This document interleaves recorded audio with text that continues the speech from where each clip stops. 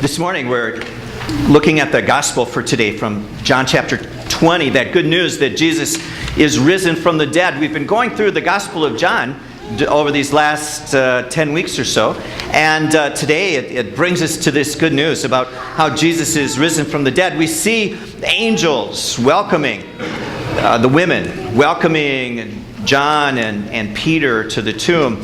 And this morning God welcomes us as well here to the tomb to see for ourselves that it really is true that Jesus really is risen from the dead. I am really glad that you're here this morning. And if you're a family member of a member or a guest or a visitor, or you haven't been here for a while, it's just so good. It's just so good to have you here at God's house, at Jesus' tomb, to celebrate this morning. Easter is always such an exciting time as God's family comes together from so many different places. The question that comes up, though, as we look into the gospel for this morning, and the question that comes up for me too, is it's a question: what has brought you here this morning? What has brought you here this morning? Why are you here today? Now, maybe you've come today.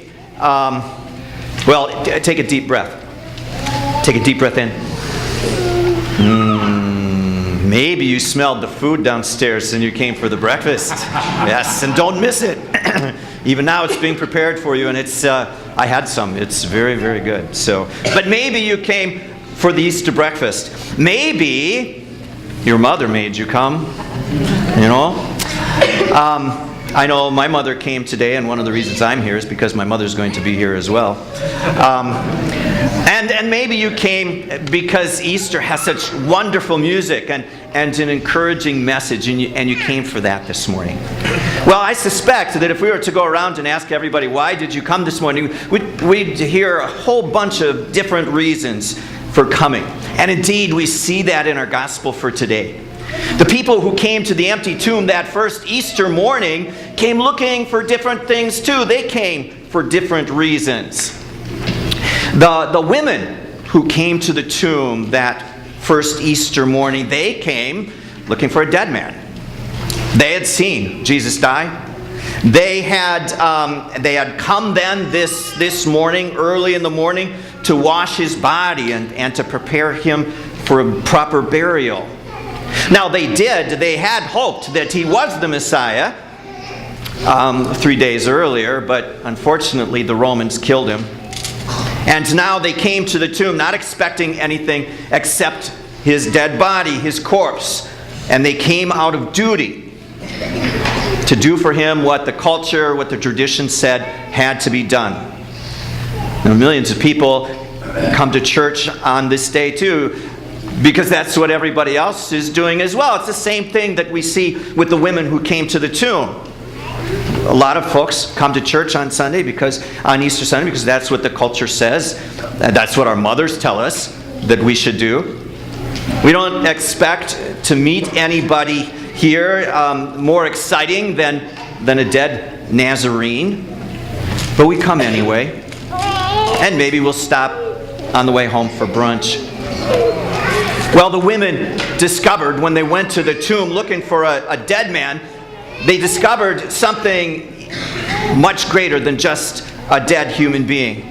When they got to the tomb, the angel greeted them and said, I know that you're looking for Jesus of Nazareth who was crucified, the dead man, but he's alive. He's risen from the dead. This is not just some ordinary dead guy. He wasn't even just an ordinary political superstar. His rising from the dead, St. Paul tells us, proves that he was more than just a human being. That he was more than just a miracle worker, that he was more than just a teacher, that he was more than just a political superstar. He had power. He had power. Power of God that raised him from the dead. And he had the power to make these women who came to the tomb more than just poor mourning women too. He was the Son of God. Now, if you came this morning just expecting to find a dead carpenter politician. There's more here for you than that this morning. I would invite you to stay and listen to the women's stories and search out the truth about who he is. The angels announced that good news and invited the women to stoop in and see and stay and look. And God invites you to come back as well in the weeks to come. And like them, you too will find that Jesus is more than just a myth and more than just some exaggerated historical figure. He really did die, and he really did rise from the dead. He was seen alive by hundreds of people, many of whom were beaten and tortured and killed, but they went to their death saying, "No, he really is alive. I saw him." He made a difference in their lives. He made a difference in the world. And he can make a difference in your life and in mine as well. Now, besides the women, Simon Peter, we're told, went running to the tomb. He went running to the tomb that morning looking for forgiveness because he was feeling guilty. He had denied his teacher. He had denied his master. He had denied Jesus in Jesus' greatest hour of need. He had turned his back and said, "I don't know this guy." He had left Jesus to die all alone. So when Peter hears from the women that the tomb was empty, he ran as fast as he possibly could and went busting into that tomb, hoping that somehow his betrayal could be undone and he could be forgiven and find some peace again. Maybe you've come this morning because you're feeling guilty about something, and you're hoping that you will find some peace here too. Well, the good news of the angels is the good news for you and me as well, because Jesus died not just for Peter, but he died for you. He died for you just as surely as he died for Simon Peter. He loves you. And even if you have denied him, and even if you have turned away from him and done things that you know you shouldn't have done, he is risen from the dead for you too, to forgive you and to give you finally some peace in your heart. Your sins have been paid for, just as surely as Simon Peter's were paid for. You can lay those sins down then in this empty tomb and just leave them and go away free and at peace and forgiven. Now, the other disciple, the disciple that Jesus loved, went running to the tomb as well. He ran with Peter. He went looking for his friend Jesus.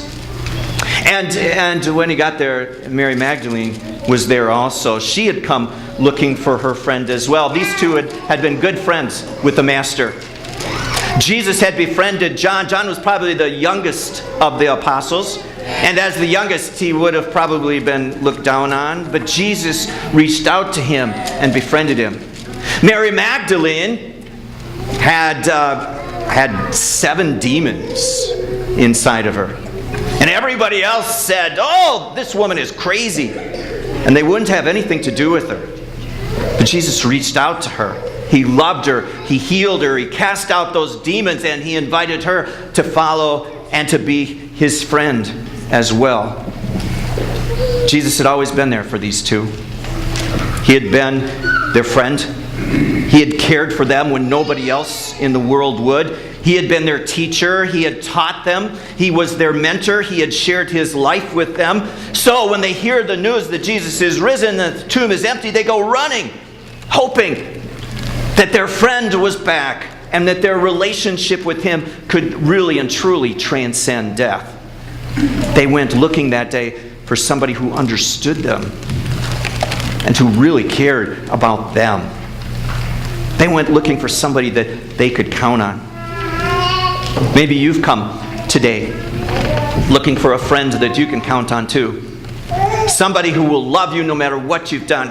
Somebody who loves you and cares about you, even though your family or the rest of the world might say you're crazy. He loves you and cares about you. He understands you. He says he knows even the numbers of hairs on your head. Now, when Mary was looking around the tomb looking for Jesus, she saw a guy that looked like a gardener. And the gardener stopped and called her by name, Mary. Mary looked up through her tears, and it was true. It really was. He was alive. And he had come back for her. That's amazing, you know. He could have just gone on with his life. He could have just gone up into heaven. Could have just risen from the dead and ascended to his Father and said, "Hey, I'm alive." But he doesn't. He comes back to his friends. He comes back to Mary and calls her by name. He rises from the dead and he comes back to John. He rises from the dead and he comes back to you and to me, because he doesn't just want to be an exalted king up there in the heaven. He wants to be your friend. He wants to be your confidant. He wants you to know that he's there for you too. He wants a relationship with you. A relationship in which you know how very important you are to him. So important that he would die for you and then come back for you too. He invites you to spend time with him, to get to know him, to explore your relationship with him. He invites you to pray and to talk with him. He invites you to listen to what he has to say to you and to tell him all that's on your heart. He has come back for you to let you know how very much he loves you, to let you love him, and to experience his love in your life. Now, later that night, and we didn't hear this part in the gospel goes on in the chapter to tell us what happened Easter night. Easter night, the rest of the disciples were hiding because they were afraid of the Jews. They had locked the doors because they were afraid that the Jews were going to find them and that they would get killed themselves. So they didn't dare go to the tomb looking for Jesus because they were so scared. But when they heard that his tomb was empty, they so hoped that it was true, that Jesus was alive, because, you know, if he could conquer death, he could help them with everything else that they were afraid of too. Maybe you're here today because you're afraid as well. Afraid of sickness, maybe. Afraid of unemployment. Maybe you're afraid of losing somebody close to you who's sick. Maybe you are afraid of dying this morning. Well, the good news is that Christ has overcome death. He's overcome the greatest enemy of all. He has overcome that which we fear the most. He rose from the dead, and he appeared in that room to those scared disciples, and he said to them, "Peace be with you." It's his first words. Peace be with you. Peace be with you, because he knows that the tremors that go through our lives, the fear that rages in our bellies sometimes. And he comes back to bring us his peace, the peace that comes with knowing that he has overcome and that he is with us and will help us with whatever we're afraid of too. He loves you.